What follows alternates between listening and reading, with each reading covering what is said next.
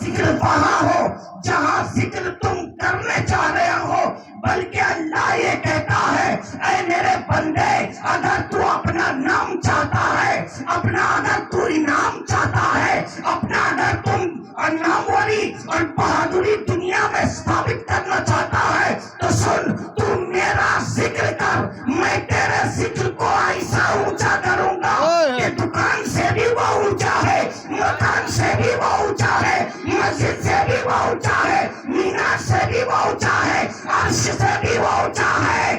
تو ذکر کر میرا، زمین پہ بیٹھ کر، تو رامت چنیا کالونی پہ بیٹھ کے مجھے یاد کر، میں تجھے عرش بڑی میں یاد کروں گا۔ تو اپنے بندوں کے مابین مجھے یاد کر، میں تجھے اپنے فرشتوں میں یاد کروں گا۔ تو ایک مرتبہ کہے میرے پروردگار، میرے رب، میں تجھے میرے بندے کا 70 مرتبہ پکاروں گا۔ میرے دوستو، ان محفلوں کو چھوڑ کے جانے والوں، اپنے دلوں پہ ہاتھ رکھو اور سوچو تم کس کے بنے ہوئے انسان ہو۔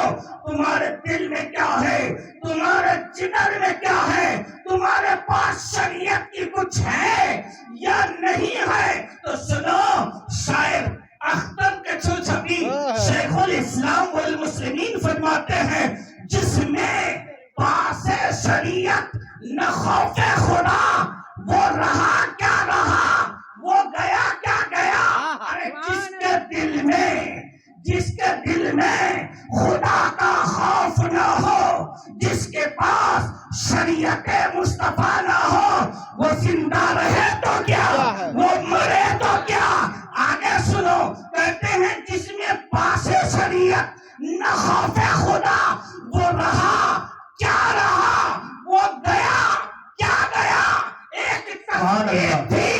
ایک تصویر تھی جو مٹا دی گئی۔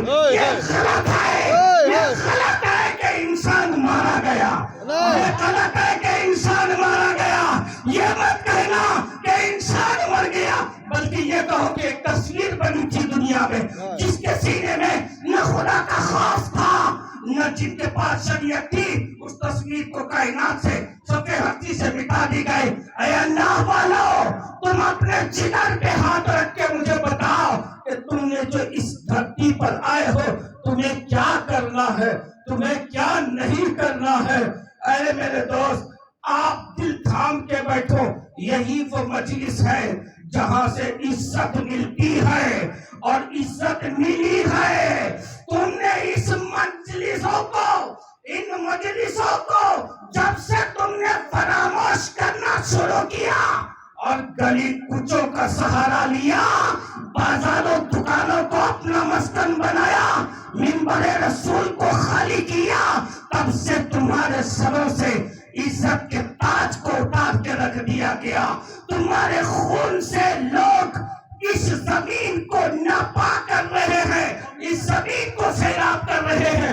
تمہارا کلیجہ چیر دیا جاتا ہے، تمہارا کوئی پوچھنے والا نہیں، تمہارا کوئی حامی و ناصر نہیں ہے، تمہارا سینہ چیر دیا جاتا ہے، تمہاری خواتین کو بے عزت کر دیا جاتا ہے، تمہارے بچوں کو، معصوم بچوں کے گلوں پہ چھری چلا دی جاتی ہے، تمہارے حقوق کو تمہارے ہی ملک سے، تمہارے باپ کی زمین سے تمہارے حقوق کو مٹا دیا جاتا ہے۔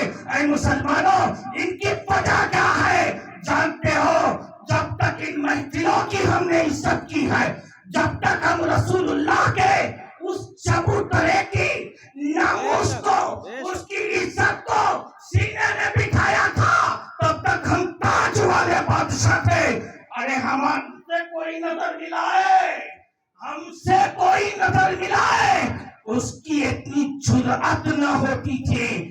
ہم نے سمندر پہ گھوڑا دوڑایا ہے، ہم نے خشکی پہ کشتی چلا کے دکھایا ہے۔ مسلمانوں، تمہاری غیرت کو کیا ہو گیا، تمہاری جوان مردی کو کیا ہو گیا؟ آج تم منبر رسول کو چھوڑ کے جاتے ہو اور ایسے چھوڑ کے جاتے ہو جیسے تمہیں اس سے کوئی تعلق ہی نہیں ہے، اس سے تمہیں کوئی تعلق ہی نہیں ہے، تمہیں کوئی واسطہ ہی نہیں ہے، تمہیں کوئی نسبت ہی نہیں ہے۔ آج علی حسن چیخے گا، لیکن آپ قبر میں چیخو گے، یاد رکھو اگر آج علماء کی چیخ و پکار کو برداشت نہیں کر سکتے تو کل قبر میں تمہارے چیخ اور پکار پر کوئی رحم نہیں کھائے گا، تمہارے چیخ و پکار پر کوئی رحم نہیں کھائے گا۔ تو اے رامت چنیا کالونی کے نوجوانوں، میرے بزرگوں، کوٹاگرم شہر کے دانش مندوں، عقل مندوں، مسلمانوں، اسلام کے بچوں، ہونہال بچوں، اپنے ماں باپ کے قدردانی کرنے والوں، شریعت کے پاس بھرو، کلمہ محمدی کو اپنے سینے دل دماغ میں جگہ دینے والوں، ان محفلوں کی قدر کرو۔ یقیناً جانو جلسہ ہم نے کیا لیکن روح جلسہ ہم سے خالی ہے۔ ہم نے جلسے میں بیٹھا ہے، کسی کے انتظار میں بیٹھا ہے کہ اب کیا ہوتا ہے دیکھتے ہیں، اور جب من اکھتا جاتا ہے تو اٹھ کے اپنا راستہ لیتے ہیں۔ یہ راستہ لینے کی جگہ نہیں ہے، یہاں تو روح کو سیراب کرنے کی جگہ ہے۔ یہ تو وہ پاکیزہ جگہ ہے جہاں سے تمہاری دنیا اور آخرت سنورتی ہے، جہاں سے تمہاری مرہونین کی زندگیاں تبدیل ہوتی ہیں۔ اللہ ہم کو رحم و کرم میں جگہ نصیب عطا فرمائے، عقل سلیم عطا فرمائے، رسول اللہ کی وراثت کو حاصل کرنا نصیب فرمائے۔ اگر ہم کو آج یہ کہہ دیا جائے کہ کیسی آپ کا جلوس نکلنے والا ہے، 500 یا 200 روپیہ آپ کے ہاتھ کو تھما دیا جائے، آپ صبح سے لے کر کے شام تک اس کا پیلا جھنڈا، اس کا جھنڈا لے کر کے، گلابی جھنڈا لے کر کے روڈوں پہ پھرا کرتے ہو، اے مسلمانوں، وہ نبی جن کی وجہ سے زمین بنی ہے، آسمان بنا ہے، ساری کائنات بنی ہے، تم بھی بنے ہو، ہم بھی بنے ہیں، ان کی یاد کی محفل سجائی جا رہی ہے، تمہیں دعوت دی جا رہی ہے، کھانا بھی کھلایا جا رہا ہے، تمہارے جسم کو سیراب کیا جاتا ہے، تمہاری روح کو سیراب کی جاتی ہے، اس کے باوجود بھی منہ کر کے بھاگتے ہو۔ اللہ تعالیٰ مہربانی کر کے تو مہربانی کر کے میرے بزرگوں سے اور نوجوانوں سے میں یہ عرض کرنا چاہتا ہوں، میرے تقریر کرنے کا کوئی موڈ نہیں تھا، میں نے بچوں کی لسٹ دیکھ کر کے میرا دماغ بھی گھوم گیا ہے،